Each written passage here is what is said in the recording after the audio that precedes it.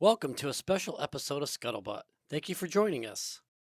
Today, William and I sit down with the editor-in-chief and publisher of the Marine Corps Gazette and Leatherneck magazine and Vice President of Professional Development, Colonel Chris Woodbridge, to talk about current events in the Ukraine-Russian war and the current state of things in Gaza between Israel and Hamas.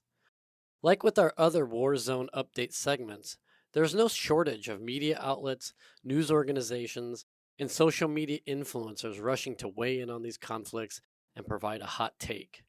As much as we don't want to add to the noise, it seems like it would be irresponsible to ignore what is going on, especially as hundreds of Marines head into these areas while thousands more stand by awaiting orders to go. We fully admit that we at the MCA are distanced from these conflicts not only in proximity, but in the kind of information we have access to. What we try to do in this episode is avoid the rhetoric and give a strategic, operational, and tactical assessment of the way we understand the events as they are unfolding from the perspective of people who have a decent amount of time operating in war zones in this region and the scholarship of military history. Hopefully we can help move the conversation beyond the black and white narrative of good versus evil and highlight the extreme complexity of what's going on in the world right now while acknowledging the tragedy of it all. Here's our conversation with Chris Woodbridge. Hello, Scuttlebutt listeners. I am William. I'm here today with Vic. Hey. And today we are going to do a update on the changing character of war as we are good stewards of professional military education. And today we have with us the editor of the Marine Corps Gazette, Colonel Chris Woodbridge, to talk about the updates of the situations going on in Ukraine and the Gaza Strip. Well, Colonel, how are you today? Great. Thanks, William. All right, so let's kick it off. So starting off with Ukraine, as we've noticed, this past year has been very eventful. We've seen counteroffensives going on by the Ukrainians and more recently by the Russians. So in the past few months, how has these offensives changed the character of war, or has the character of war changed? So I'd like to jump on that first of all, and it's not an indictment, but an awful lot of scholars, pundits, opinioneers point to this change in the character of war, or I think it's really it's less of a change than an evolution and emergence. Emergence meaning characteristics or factors that heretofore have not been fully recognized or fully realized on the battlefield, starting to show their capabilities and limitations. So, we've talked in the past. I think the first time we sat down almost 2 years ago and started talking about Ukraine, we talked about how the nature of war remains constant and has not changed, and nothing that we're seeing today, whether it be in Ukraine, Gaza, or elsewhere, indicates that the nature of war as a life and death struggle, violent struggle between two independent wills, has changed at all. The character of war, as defined by the methods, tools, technologies, approaches to warfare at the strategic, operational, and tactical levels, is constantly evolving and emerging. And in some cases, the emergence or the changes in the character are laminated or overlaid on very primitive means of warfare.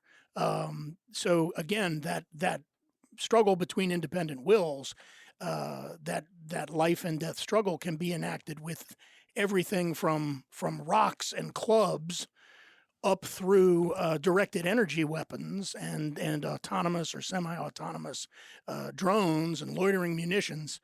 And that can all happen and does happen routinely at the same time. Well, I was thinking we talked a little while back about the India-China border. Yes. They're up there in that mountaintop where they literally go at each other with rocks and sticks. Rocks and sticks, because they've agreed to a treaty that removes other technology, other weapons from the battlefield. But the nature of that warfare is still the same. It's still the same.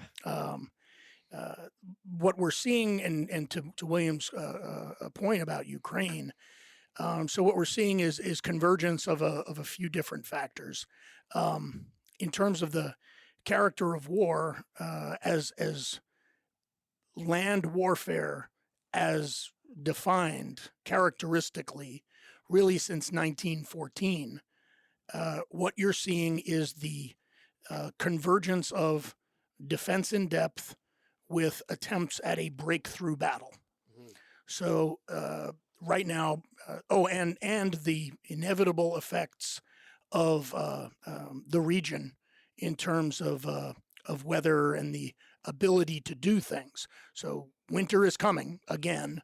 The season for attempting breakthroughs, large-scale offensive operations, offensive maneuver, is largely coming to an end.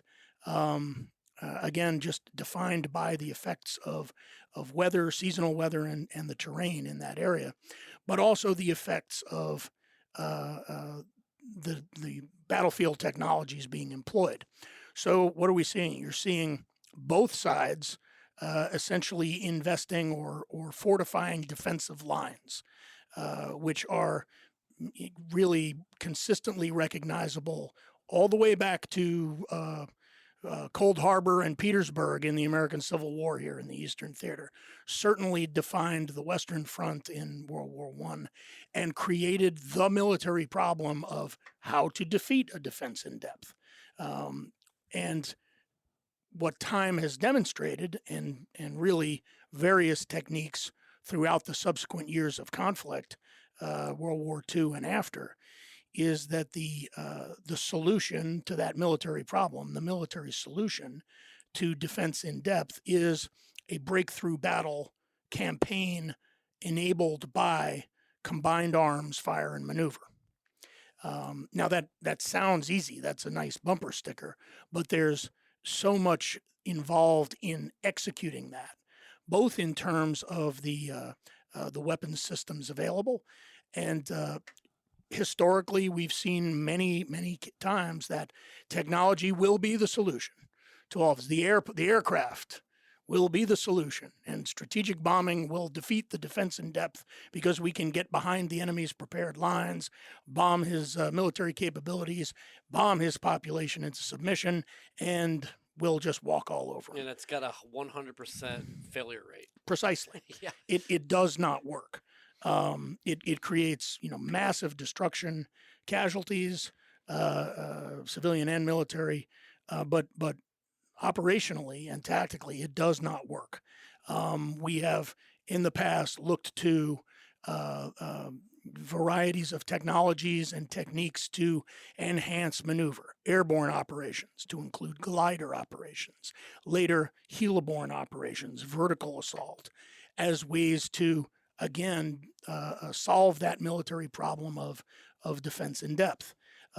Again, very mixed results when not executed as part of a holistic combined arms fire and maneuver campaign. And when I'm talking about a combined arms campaign, I'm not talking about tactical combined arms. Tactical combined arms, as we know from study, is relatively simple to explain, but as in all things in combat, difficult to execute, and that is using the complementary effects of different weapons systems, direct fire, indirect fire, aircraft, smoke, etc., to put your enemy who is occupying fixed defensive positions or mobile defense into the dilemma, the choice where if you defend against the effects of one weapon system, you expose yourself to the effects of the other, to the point where you have no viable decisions other than surrender, Or die. run away, or die in place. Surrender, withdraw, or retreat, and die in place. The same factors are evident now. The changes in the character have largely been brought about by some emergent weapons technologies.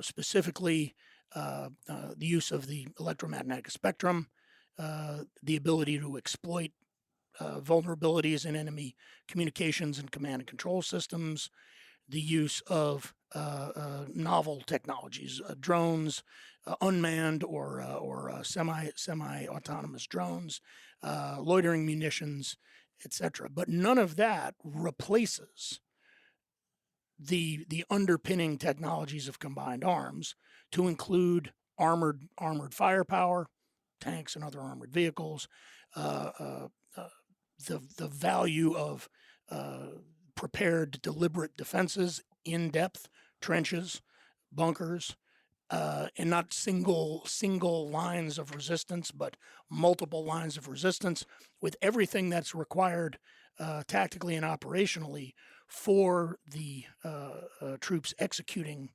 that defense, to use those prepared lines deliberately in order to attrite the enemy. And ultimately, what we're talking about, if you were to characterize the war between Ukraine and Russia right now, is it is a war of attrition. Mm-hmm.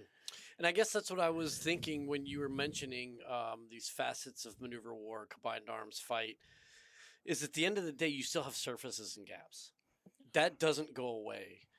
And with technology, you maybe can make the argument, well, you can create more gaps by exploiting certain, I don't know, whatever it would be, things that are exploitable, Right. be it this, Right. Civilian population through social media and information campaigns, or technology, or ill-prepared troops, or whatever it is. But at the end of the day, it doesn't go away. You're just sort of exploiting and creating maybe a gap that you can exploit, but then it's incumbent upon that offensive force to then maneuver into that gap. If you don't call it right, if you hit a surface, it doesn't really matter what you're doing at that point. That's exactly right. And so when you look at this, and interestingly enough, some of the best examples come out of the Eastern Theater, the Eastern Front fights between the former Soviet Union and Nazi Germany in World War II. Those were operational level, so army, numbered army group level combined arms campaigns. They were a war of attrition. The weather had significant impacts, and ultimately you saw two offensive models emerge, and two correlated defensive models emerge. The offensive models are the penetration, which Vic sort of just described, and again at an operational level, talking about corps and numbered armies as penetration and blocking forces, corps and numbered armies as the exploitation force, attacking in depth, and furthering that penetration behind the defensive belt. On the counter, or correlated counter to that, you had the variety of terms used, the battle of annihilation, the kettle style battle of allowing that group to penetrate, but then first dedicating your combat power to closing the penetration, and isolating that penetrated force, and closing in a battle of encirclement. Mm-hmm. All right, how to fight when you're surrounded. Bastogne, Battle of the Bulge is one example. Korea, what occurred after with the withdrawal from Chosin for the Marine Corps, a touchstone battle of how do you fight when you're surrounded, and how do you, as again operationally at that corps and above level of tactics, how do you fight to relieve a surrounded force? Those are high level maneuvers for planners and commanders. Think about fire support coordination alone. Mm-hmm. When you're trying to deconflict and coordinate fires 360 degrees, and a relieving force coming in, potentially having to coordinate fires 360 degrees around the isolated force. So you saw that emerge, but we have not seen that emerge in Ukraine yet, which there are a variety of factors. The will to fight and the desire to resist are really not there. I think there's capacity issues. Again, you're not seeing the same level of troop commitment on either side for a variety of reasons. The other model that emerged in terms of this competition between defense in depth and combined arms fire and maneuver or breakthrough battle is what was referred as the attack on a broad front, meaning rather than a single point of penetration, when again in attrition warfare, the means, the capabilities exist, and the capacity exists to attack across the broadest front of that defense as possible in order to either create or find areas for lower level penetrations and cause the entire line to collapse. And so that appears on a smaller scale.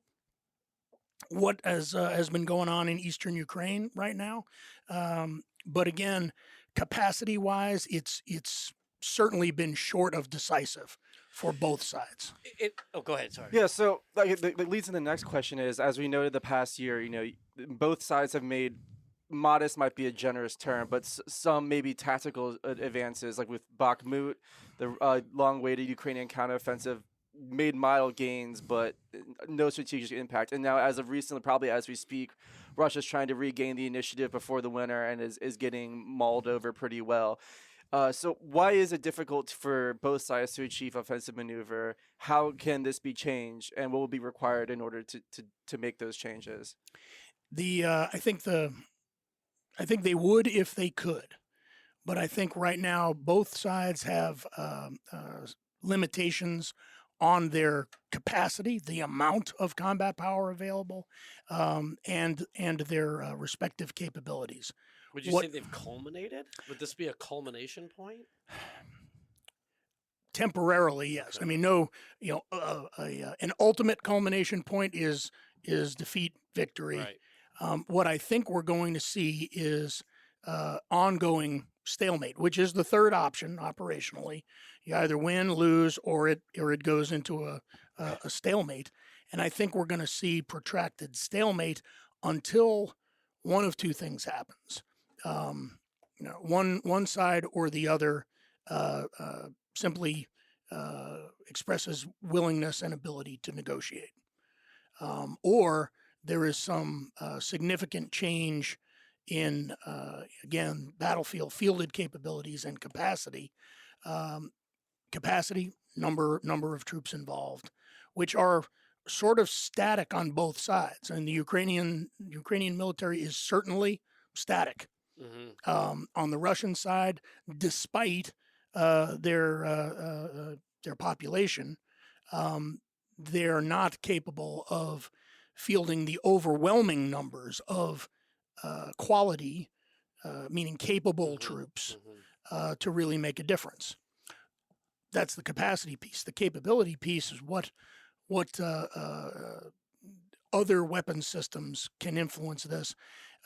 Recent deliveries and employment of longer range missile capabilities coming from U.S. and NATO allies to Ukraine can make some difference, but only if integrated into that cohesive combined arms campaign. So the fact that you can reach out much deeper and potentially target more valuable military targets with precision is fine, but in and of itself, it's not decisive. Mm-hmm. It has to support some other penetration breakthrough battle, either a limited penetration or a focused penetration, or some form of greater attack across a broad front.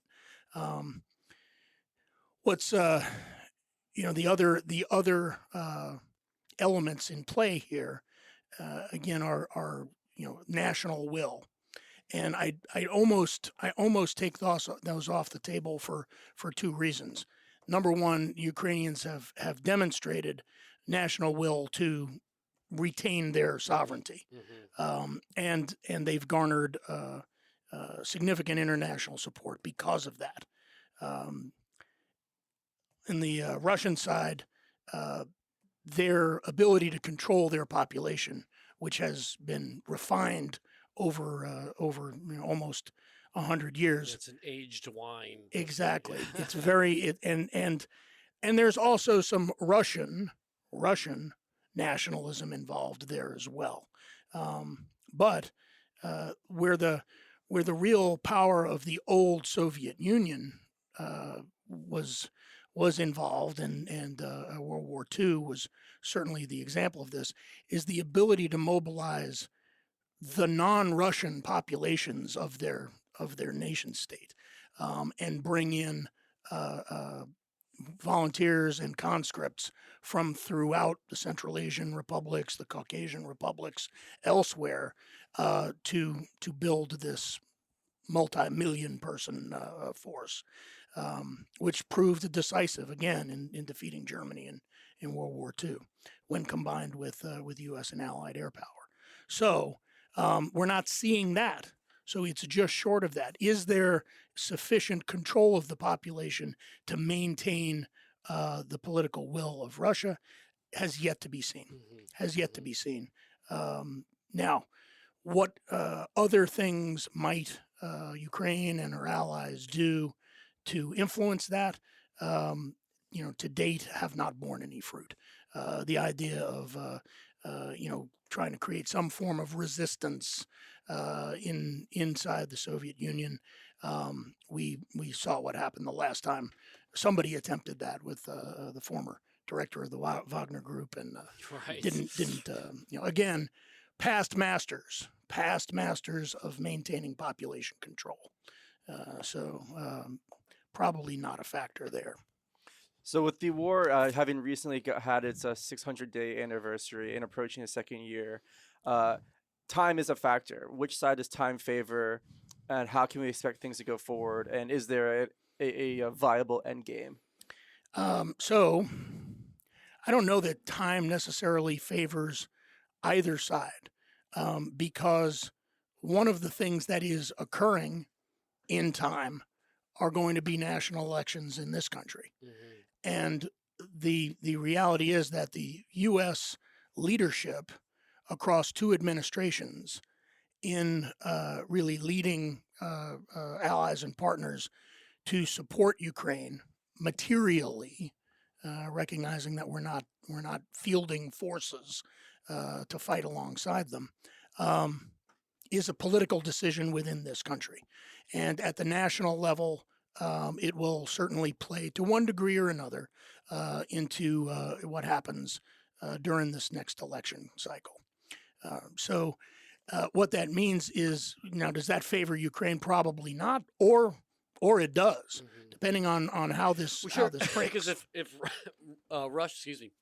if Russia gambles on one side winning and it does not, right, then you've essentially left a good portion of your force sitting in trenches with no plan B. Right, exactly. So that also may be driving some of the operational pause that we're seeing right now. Dig in, improve your positions, make small tactical level incursions, and see where this goes back in Washington, D.C. Until we have some resolution there. Then potentially look to negotiation, look to some more or less, and then we get into the question of how this, a path towards resolution. Either one side blinking in a war of attrition and saying, okay, we'll go to the negotiation table and accept a ceasefire, and then withdraw to either side of some geographic features, and then continue to negotiate some more or less acceptable form of partition, recognizing the actual or engineered desires of the population in the Donetsk and eastern Ukraine to either be part of Russia or not, and work it out diplomatically that way. Not unlike, and how long can a situation like that last? Look at Korea. I'm about to say, like, going on what, 70 years? Yeah. Look at Korea. So that situation, the idea of a border controlled potentially by other entities, the EU, NATO, the UN, and a ongoing ceasefire or armistice. That's entirely possible. Certainly not desirable, I think, at this stage for either combatant, because they, to a degree, both still think they can win at some point. And individuals or nations who believe or think that they can win generally don't stop fighting.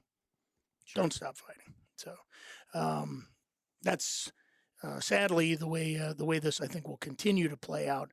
And some of the bigger questions that, and this may be a theme that we kind of crack open here and unpack a little bit, is from the U.S. perspective. Regardless of how that is resolved, what's next? Yeah. What's next?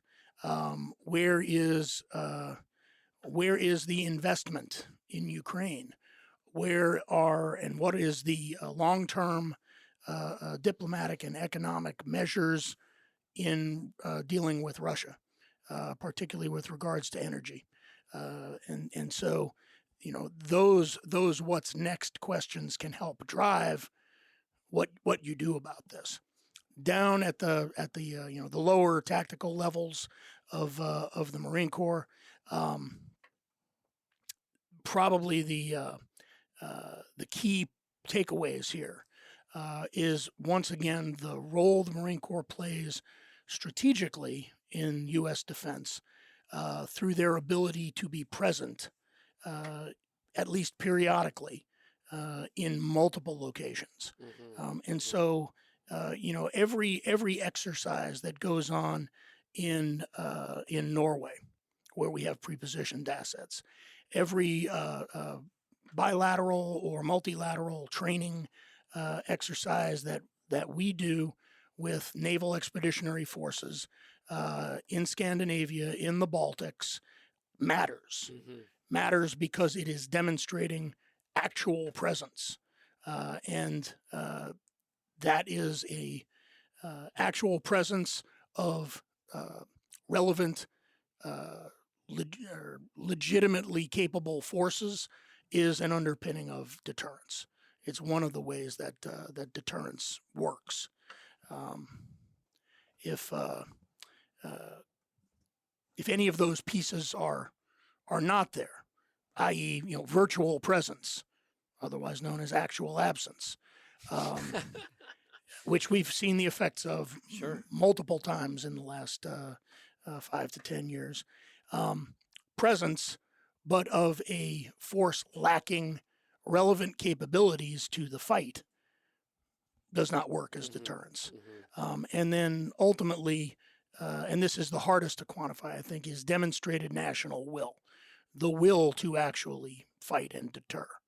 So those I think are key pieces of the Marine Corps' contribution to the joint force and national defense in these types of environments. Absolutely. I think at the strategic level, when we look at what is the Marine Corps, who, for the most part, we operate within that operational tactical, I think where we make a lot of money at the strategic side, like you're saying, sir, is as we look at a potential armistice or a prolonged war, and NATO's resolve, we're already seeing, folks are getting a little tired of this. And now, obviously, with the next thing we'll be talking about with Gaza, is that there's a lot of, it's very easy to get distracted, especially for an organization that really sort of coalesced around this one incident after having been almost atrophied for quite some time.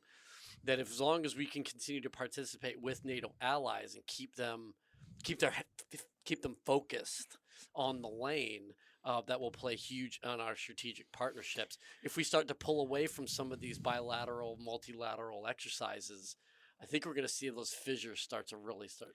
No, that's absolutely correct. And the other thing to bear in mind in all of this, the ultimate asset of the United States, both diplomatically and militarily, comes down to money. It comes down to spending money, which, in most recent years has almost always become deficit spending. So our willingness and ability to pay for a plurality of the munitions and weapons systems going to Ukraine in order to relieve our NATO and EU partners from reaching unacceptable levels of their own commitment costs money. That's what we bring to the fight, bankrolling this effort. And we will begin to see, diplomatically, and history bears this out, when the United States has a strategic objective of preventing two sides from fighting, or getting them to stop fighting, or getting them to come to the negotiating table, we pay them. We pay them in a variety of ways. We pay them through aid packages, military and otherwise. We pay them through economic development packages. We pay them through forgiveness of debt. In other words, if they're already in the hole to us, we'll just forgive that and write that off. And so we will continue to see that, but recognize again that creates tension in our own political body here in the United States. And you can point to what's going on right now in the House of Representatives as an outgrowth of exactly that political tension here at home. It comes down to paying the bills, what money is committed to what, where the debt ceiling goes. All of those political, economic, and social factors back here are pressured by how we do diplomacy, how we do the other instruments of national power, information, the military side, economics overseas. All of it drains our resources, and then we have to recapitalize, raising taxes, cutting spending in other areas, raising an artificial limit like a debt ceiling. And so that is more or less politically acceptable to our own population, which will ultimately determine where this goes overseas. Well, that's a good transition to the next topic of conversation as we move away from Ukraine to now the Gaza Strip with Israel. So to sort of rehash some of the major points, we over the past few weeks, we've seen Hamas conducting attacks with surprising ingenuity. How has Hamas's actions changed the character of war, specifically relating to insurgencies? So again, I don't know that there's particularly if we want to talk about insurgency and counterinsurgency, not a drastic change to the character of war, because most insurgents, terrorists, are very clear about their willingness to use all means necessary. Witness flying commercial aircraft into buildings, killing thousands of people, innocent non-combatants, in order to make a political point. And so, again, looking at Gaza or Hamas's terrorist attacks out of Gaza into Israel, yes, there are some novel tactics used. In some ways, in other ways, it's the same old approach. Same song, different verse. Exactly. Yeah. But ultimately, attacking civilian population, and in a lot of these, you have to kind of look through these lenses of to what end, and then how do the tactics employed, no matter how innovative or novel, no matter how costly and bloody, no matter how barbaric, depending on how you want to characterize this, how does that serve the strategic end? And then also from the the opposite perspective, what led to this? What flaws or failures may have led to this? Not in terms of the environment, but in terms of specific military or defense functions, like Sure. intelligence, and what type of intelligence.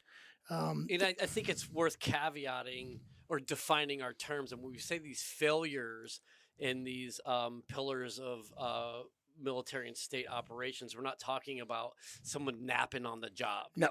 We're talking about extremely complex systems of information and data, of collection, of employment, where something in the chain wasn't necessarily firing on all cylinders or was misinterpreted or something along that nature. We're not Right. implying negligence. No. Right. This is not that type of flaw or Right, failure at right. all. In some cases, and this is true of the United States as well, at all levels of defense and the joint force, it's a question of how much you invest and how much you rely on certain means or disciplines of intelligence. And in many ways, you can kind of point to the same gaps or shortcomings, and those really rely in or rest in the human intelligence and the lowest technologies. When you invest significantly in signals intelligence, cyber intelligence, imagery intelligence, collecting technical data, whether that's flying drones and satellites to take pictures, whether that's Facial using recognition, biometrics, right. whether that's investing in exquisite technologies to exploit the electromagnetic spectrum, listening to cellular, other telecommunications, being able to exploit the radio spectrum, looking for the technical solutions at the expense of very low-tech human solutions. So we can point to this coordinated, very innovative terrorist attack by Hamas into Israel, using everything from paragliders to tunnel systems. It takes a lot of work to plan and coordinate and put that sort of operation together. Anytime human beings work together, they communicate. If you're relying on them communicating somewhere in the electromagnetic spectrum where you can exploit it, you may wind up missing something by virtue of not being able to literally read their mail, have someone listening in, participating in the conversation, who can be exploited as a source to give you that information as warning that something's going on. Those indications and warnings from the human perspective are going to remain a critical shortfall as this fight emerges. And what I mean by that specifically. So let's talk about the tactics employed. If there was one tactical measure that Hamas is employing that has changed calculus on the battlefield, it was taking hostages. The fact that you have approximately, I think the count is 199 Israeli and third country, to include American hostages, being held by Hamas somewhere. We think perhaps somewhere in the Gaza Strip, but we don't know that. And we can't know that until it is confirmed by multiple intelligence sources. And oh, by the way, that is also the critical, really non-negotiable first step of any employment of any nation's exquisite special operations capabilities. So yes, we have, and the Israelis have, and the United Kingdom has, and France and Germany and other nations have what we would call Tier 1 special operations forces, who are highly trained and ready to conduct hostage rescue missions, in extremis hostage rescue missions. But the key requirement for that is, again, the best target location data available. And by the best, I mean confirmed through Right. multiple intelligence sources. Getting that takes time and may not even be feasible when you don't have the means to exploit that human side of intelligence. And then there's windows, right? So if we were to take the hostage rescue in Nasiriyah, that happened very, very quickly, and so there wasn't. We didn't allow them to utilize their networks. right, Now we're coming up on 8 days, 10 days, 14 days. It gets almost exponentially more complicated and that's more correct. difficult. That's correct. So yes, we can have we have the capabilities. Yes, we can put the capabilities in advantageous, relevant locations to respond quickly. But I strongly encourage everyone to read Admiral McCraven's book, Special Operations or Spec Ops, because he does a superb job of laying out the template, if you will, of what factors make a special operation successful or not. And having that target location, having the ability to rehearse Mm-hmm. on often mock-ups of the specific target location are among those factors that determine success and failure. And recently, people have, for natural reasons, pointed back to Entebbe in the 1970s as a Israeli hostage rescue. If you read the admiral's book and you decompose that operation, those indicators, those factors for success are accounted for. But short of that, so let's stipulate that we're moving out of the time window, and the environment is such that no matter how many intelligence assets, human intelligence assets, we try to exploit to get clear, unambiguous location of hostages and define those objectives, those targets, in order to do the preparation work and actually conduct these sorts of raids, which are what they are. Mm-hmm. That we're moving outside that window. Their presence, the Hamas holding those non-combatant hostages, is a major factor in any form of conventional ground incursion into Gaza. There are many other complicating factors. The fact that it's just probably the largest open-air prison in the world, and some of the densest urban terrain on the planet. You quickly hit a point where is this acceptable? Are the level of casualties acceptable? Is the level of non-combatant civilian casualties acceptable when weighed against your ability to actually achieve a military objective? Right.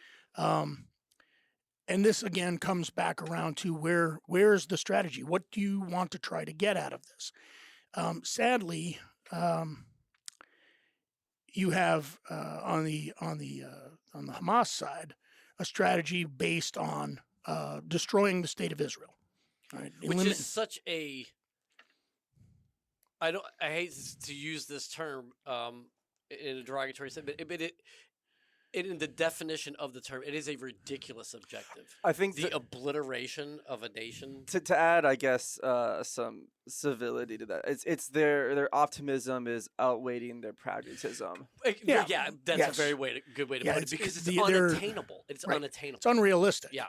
And on the flip side, if Israel's stated strategic objective is total destruction of Hamas, that's also probably unrealistic, and will lead you down a war crimes path. That Correct. You can't walk away. However, the other factor to weigh in here is that concept of perceptions and the response of the international community, and sadly, on both sides, both from the side of Hamas and to a degree Israel. The perception is that we're already hated, excoriated, villainized by significant portions of the international community. Mhm. So what can you do worse? What's it really going to cost us? Yeah. And so that idea of deferred or absent consequences is very dangerous here, and can lead to, and I think will lead to, at least some levels of unacceptable from a Reciprocity. again an end, not endless, but an ongoing conflict of indirect attrition. Mhm. The dangers now, we'll put the U.S. on the table, and the U.S. is more on the table here than we've been mostly anywhere else, to include Ukraine, in some time. 2 carrier battle groups, land-based Air Force assets, and the 26th MU, 26 Marine Well, Expeditionary then Unit. everybody who is on essentially Yes, we have packed up, ready to go, waiting for orders right, to right. take We've off. got some 2,000 other specialties, and when you dig into who those specialties are from the conventional forces, you see sort of where our strategic lines of thinking go. So it's about response, Mhm. it's about humanitarian assistance, disaster Medical relief, corps. medical engineering, to sort of deal with the emerging, ongoing, ever-growing humanitarian disaster. And why do we want to do that? Again, getting back to our strategic objectives there, we want to stop the spread. Sure. Right? This is about not allowing this crisis to broaden out into the greater Middle East, and so focusing on the immediate potential players there. Lebanese Hezbollah in Lebanon, their backers, and Hamas's backers in Iran, and then every other Arab country in the region that has more or less alliance with U.S., more or less of a moderate regime, or a regime that's even in control of their own country. So when we look at the countries that border Lebanon, has minimal, as a nation state, has minimal control over its own territory because it has minimal control over Hezbollah. Mhm. And Hezbollah is not, it's not just a terrorist organization; it's a political party, Sure. and it is fielded military forces, armored vehicles, rockets, artillery, essentially drones, everything short of perhaps manned aircraft. Syria, minimal control over its own territory right now. In fact, I think this is a crossover area. Frankly, the Russians have more influence Yep. over the Assad regime in Damascus right now than Assad himself does, or his Alawite followers. So, what's probably more troubling recently, and this is most recent, are the sort of the effects of perception and information war on Jordan, Jordan was which is a United States ally, Egypt, which we have again normalized. economically normalized relations again, and this is all about who we pay and how we pay them, in order to not make the problem worse. And then probably to a lesser degree, Fatah and the Palestinian Authority, led by Mahmoud Abbas, which is the secular alternative to Hamas. Yep. Uh, Well, especially because Jordan was such a key ally, not only in our fight against the Daesh, but in really everything we were doing in Iraq against AQI. yes. So, Well, and it's important. Jordan, because of their willingness and ability to absorb Palestinian refugees, mhm. wound up fighting their own civil war with those Palestinian refugees in Jordan. So they've got skin in the game. They've been directly affected by this entire situation. And so our desires, our strategic goals are to prevent this spread from happening, and actual presence of credible capabilities is one way that we do that. The other way that we do that is by offering to financial resources to cut deals, and then obviously diplomatically. But sadly, I think one of the and there's no surprise to the timing here. You've had both King Abdullah and Mahmoud Abbas and President Sisi in Egypt now decline to meet with President Biden as he's in the Middle East. They're doing that in response to the destruction of this hospital in the Gaza Strip. And again, this is a potential tipping point. You even have other organizations like Al Jazeera reporting that this probably wasn't an Israeli airstrike. It probably was something done by. But did Al Jazeera come? Al Jazeera has reported that now. But to clear the air, and again, remember military capabilities, and you should think back to our time in Iraq and elsewhere in Central Command. There's a tape running.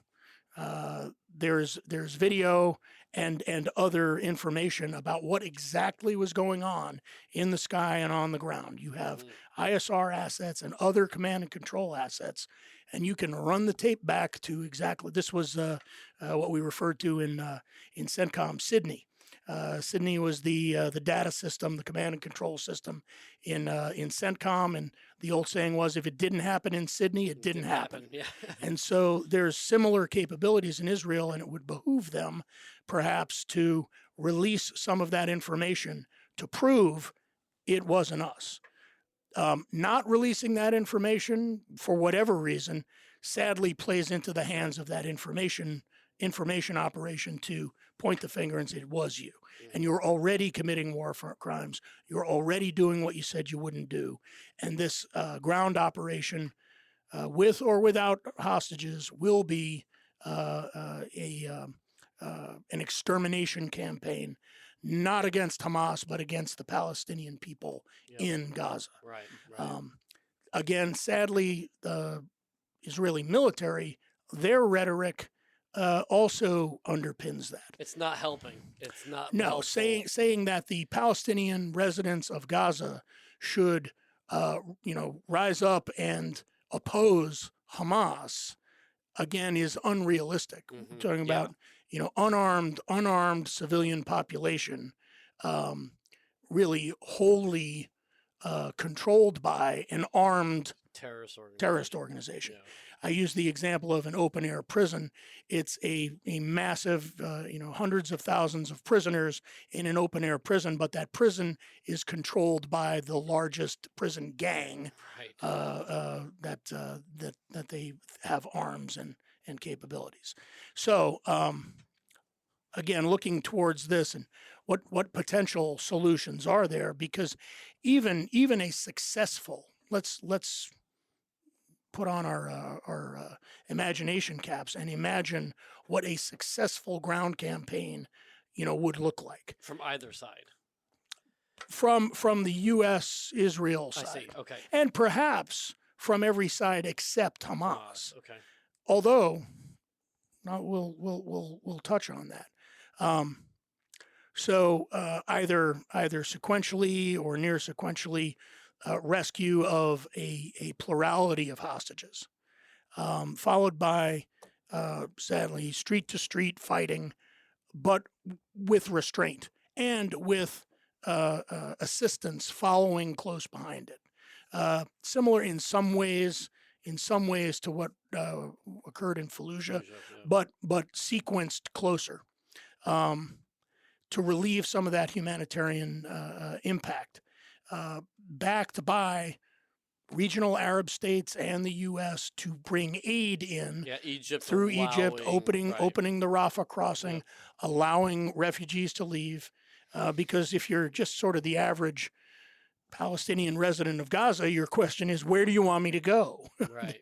I really can't go use anywhere. the Fallujah analogy, and it's obviously very different, so I'm Yes. oversimplifying. But there were days that we, as the upcoming offensive force, were allowing non-combatants to leave. Right. My point is, even if we stipulate all those restrained or balanced factors are involved in a Israeli ground campaign, the aftermath is still destabilizing and ongoing, potentially not ending for the government of Israel and its military.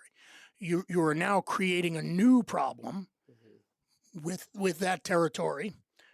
You're not going to completely eradicate Hamas. You're going to take away potentially some of their military capabilities, but they're not going to go away as a political party. Won't kill the ideology. You won't kill the ideology, which is the Islamic version of Palestinian nationalism, as opposed to Fatah, which is the secular version. And you're not going to, you're potentially only going to exacerbate the resourcing of Hamas through other players, legitimate and illegitimate. And when I say legitimate, Israel and Qatar and other countries have legitimately assisted. Israel itself has assisted Hamas and the Palestinian population of Gaza financially. So you now create a vacuum there. So if it were not to come to that, what would it take solution-wise for it to not come to that? And unfortunately, it seems to, at this point, hinge on releasing those hostages. If Hamas were to release the hostages, and then Israel in turn would say, okay, we're going to lift the siege, meaning turn your power, water back on, start providing more food and medical assistance, and go to the negotiating table, again, to start looking at a nonviolent solution. That, again, may be pie in the sky, but there is a path towards further stabilization. But we'll see. Sadly, again, we're in a wait and see, and I think the wait and sees are going to be number one, what goes on with the Palestinian population of the West Bank, which is led by that more sectarian branch of the Palestinian Authority called Fatah. What goes on with other actors in Lebanon and Syria, specifically Hezbollah? What starts or continues to go on in cities around the world with regard to Israeli and U.S. embassies, everywhere from Amman, Jordan, to Cairo, to Istanbul or Ankara. We're starting to see more violent protests against Israel's presence and the United States' presence, and then by extension. And as inflammatory or inflamed by the media as it is, what continues to go on here in the United States, well, because every pontificator, social media influencer has a 30-second hot take. That's right, and that's not right. Helping. It's not helpful at all. It's not controllable at all. Right. But sadly, particularly broadcast media, by picking up these stories, accelerates the damage, makes it seem to the casual observer that this is becoming very widespread and very dangerous, when in reality it's sort of the same fringe that came out after 9/11 and said that we were responsible for Al-Qaeda's attacks on the World Trade Center, that our policies in the Middle East, our support of Israel is what brought that about. That's just illogical, ludicrous on its face. Classic two wrongs don't make a right. Sure. But I guess to follow that thread of 9/11, from our own recent history, when we look back on our 20 plus years involved, and when now we overlay that, as you mentioned earlier, onto this current environment, and we look at what's the exit strategy, what's that potential end game, because you could very well find yourself 2 decades later looking back and going, what did we actually accomplish? Right. So let's think about that for a second. If this had not occurred, what would be proceeding right now?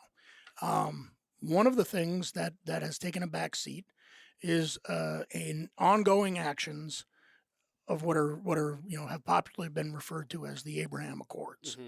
The next step and what was on the table was negotiating between Israel and Saudi Arabia. Yep. UAE normalized relations with Qatar, Israel. yes, UAE normalized. A number of other of the wealthier Arab states normalized, and they normalized as you would expect, primarily from an economic perspective. Business, yeah. Exactly. There's interesting, history internationally there as well.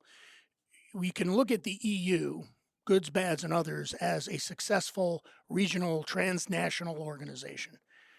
It started as an economic organization. Ultimately, it started as agreements on setting the prices of natural resources, coal, iron, those sorts of resources, between a group of European countries, Netherlands, Belgium, Luxembourg, France, Germany.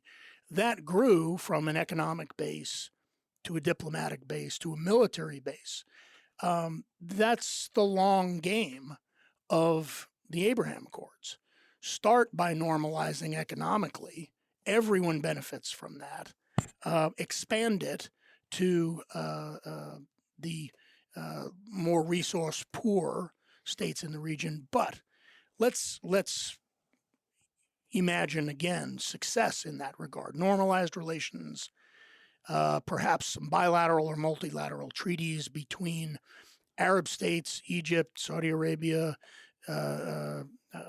Oman, UAE, Qatar, Bahrain, Israel. What's the unintended consequence? One of the unintended consequences is a now more regionally hegemonic perceived threat by Iran. Well, because for one thing, we're talking all Sunni states. All Sunni states, all majority Arab states. Yeah. Iran. And super wealthy states. Yes. Iran, not super wealthy. No. Although it could be. Shia. And Persian. Majority Persian. And a theocracy. Yes. Yes. So not anywhere close to a democracy.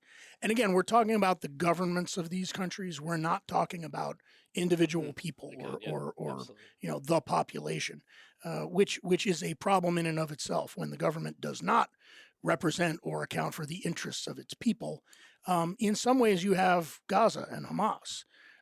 They are serving their own agenda, their own purposes, with no real thought to the impact on Palestinians living in Gaza, who are effectively now trapped. So, if there is an outcome to this, eventually that outcome has to account for balancing relations with Iran and with Iran's proxies, who are some of the most difficult players in this whole drama. Whether it's Hezbollah, whether it's the government of Syria, whether it's Islamic Jihad, and you mentioned 20 years of this. It's actually more like 40, because the last time U.S. Marines had to deal it is with, absolutely. Yeah, it was Islamic Jihad that next week is the 40th. Exactly, that took responsibility for the bombing of the Beirut barracks and the bombing of the French mission in the multinational force in Lebanon. So, this story has been going on for quite a long time. It's sadly just another chapter in it. I don't think we're going to see any real decisive resolution at the end of this. And the closer we get to that, the worse it's going to be for one side or the other. Well, sir, thank you for coming on the show again to explain these delicate and interesting situations going on abroad. We wish that all of our Marines pay attention to this. Send in articles. There's plenty of good material for you to write on. The character of war is changing. The Marines are going to be at the forefront of any future excursion should it involve the United States. So please pay attention to all of the Americans out there who are potentially influenced by any of these events. We send you our best wishes. And again, sir, thank you for coming on the show. And tune in again to more episodes of Scuttlebutt. All right, signing off. Bye. Bye. The Marine Corps requires leaders of all ranks to have a deep understanding of war and the employment of force. MCDP 1 reminds Marines that the military profession is a thinking profession. Every Marine is expected to be a student of the art and science of war.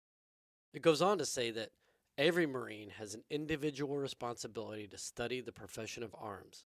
Self-directed study in the art and science of war is at least equal in importance to maintaining physical condition and should receive at least equal time. The Marine Corps Association understands the critical importance of ensuring that Marines are as mentally ready for combat as they are physically ready. That is why we offer an entire page dedicated to wargaming on our website. We have recommendations for both tabletop board games as well as computer games. And for Marine Corps Association members, there is a discount code for wargame design studios that you can find on the website. Wargames are a great way to immerse yourself in history and to put yourself in the shoes of the great leaders of history. Go beyond guided instruction and experience the thrill of wargaming. Check us out at mca-marines.org/decision-making-exercises/wargaming-2. That's mca-marines.org/decision-making-exercises/wargaming-2. Take your training to the next level. Scuttlebutt is a production of the Marine Corps Association. I am William Truding, but you've also heard the voices or contributions of Vic Rubel, USMC retired, Nancy Lichman, or Ty Frazier. The opinions expressed in this episode do not reflect the official stance of the Marine Corps, DoD, or Marine Corps Association.